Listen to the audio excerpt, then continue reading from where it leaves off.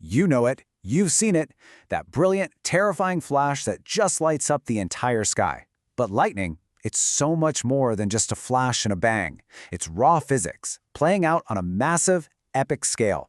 So let's break down the incredible science behind this electric phenomenon. Okay, just to give you an idea of the kind of power we're dealing with, let's start right here with this number. 30,000 degrees Celsius. A single bolt of lightning heats the air around it to that temperature. That is literally 5 times hotter than the surface of the sun. Just an unbelievable amount of energy, all released in a split second. So where does all this incredible energy even come from? Well, it all starts deep inside a thunderstorm, where the cloud itself basically transforms into a colossal floating battery, and it all begins with the buildup of a massive electrical charge. Inside a storm cloud, it is just pure chaos. You've got warm air blasting water droplets and ice crystals upwards, where they all churn and collide violently. You can think of it like shuffling your feet on a carpet to build up static. As all these particles crash into each other, these tiny negatively charged particles, electrons, they get knocked off some and collected by others. And this creates a huge separation of charge. This whole process ends up sorting the cloud into these very distinct electrical zones. So you have the lighter, positively charged ice crystals getting swept all the way to the top of the cloud, while the heavier, negatively charged particles sink down and gather at the base. This creates this incredibly powerful electric field, not just inside the cloud, but between that negative cloud base and the now positively charged ground below it. The stage is officially set for a massive discharge. Now you probably know that air is normally a fantastic insulator. So how in the world does all that electricity travel through it? Well, the storm's immense electric field has to literally rip the air apart, forging a superheated tunnel to create a path for the bolt. And the key here is creating something called plasma. When that electric field gets strong enough, it just strips electrons right off the air's gas molecules. This process, it's called ionization, and it creates this superheated electrically charged gas. It basically turns the air from an insulator into a conductor. So lightning doesn't just travel through the air, it transforms it into a temporary superhighway for electricity. So the strike itself actually begins with something we can't even see.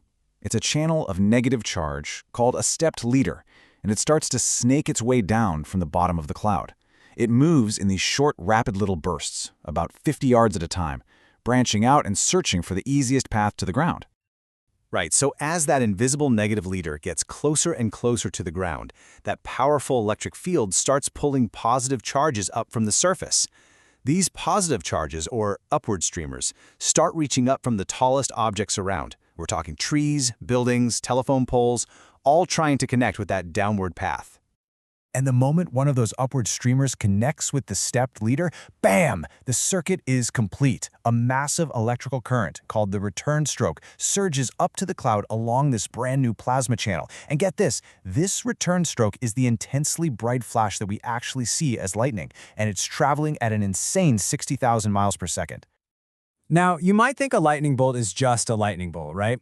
But it turns out there's a surprising variety out there, and understanding the difference is pretty crucial, because some types are way, way more dangerous than others. Okay, so the strikes you see most often, about 95% of them, are called negative lightning. They come from the negatively charged base of the cloud. But then there's positive lightning. It's rare, less than 5% of all strikes, but these are the ones you really have to be wary of. They come from the positively charged top of the storm, so they have much farther to go. That means their electric fields are stronger, they last longer, and they can be up to 10 times more powerful. And here's the kicker. They can strike more than 25 miles away from the storm itself. And beyond just positive and negative, lightning takes on all these other spectacular forms. The most common type of all is intra-cloud lightning, which just flashes entirely inside a single cloud, lighting it up from within. You've probably seen spider lightning, those incredible long flashes that just crawl horizontally across the sky.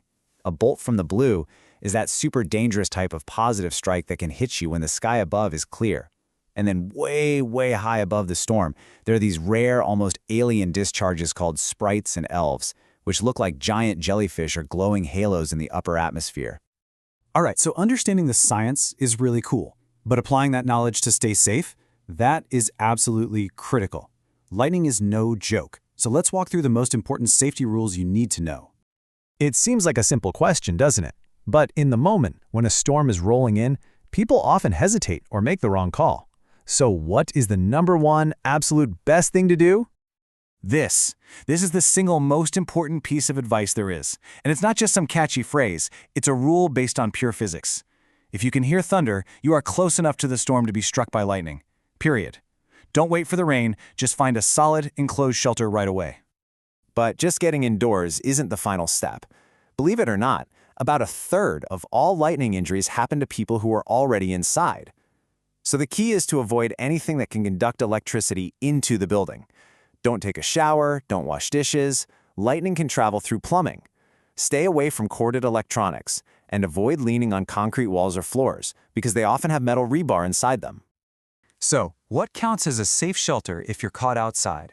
We're talking substantial buildings, a house, an office, a school. A hard-topped metal vehicle is also a really safe option. And that's not because of the rubber tires, by the way. It's because the metal frame acts like a cage and directs the charge around you and into the ground. What's not safe? Open structures like picnic shelters, gazebos, or baseball dugouts offer zero protection, and tents are completely unsafe. And when is it actually safe to go back outside? Well, the rule of thumb is 30 minutes. Electrical charges can linger long after a storm seems to have passed, so you want to wait at least 30 minutes after you hear the very last clap of thunder before you go back to any outdoor activities. So you see, lightning is clearly more than just this destructive force. Its immense energy actually breaks apart nitrogen molecules in the air, allowing them to fall with the rain and act as a natural fertilizer for the soil. It's a powerful reminder that even the most violent events in nature can play a really complex and even beneficial role on our planet. And that leaves us with one last question. What other powerful processes are shaping our world right now in ways we're only just beginning to understand?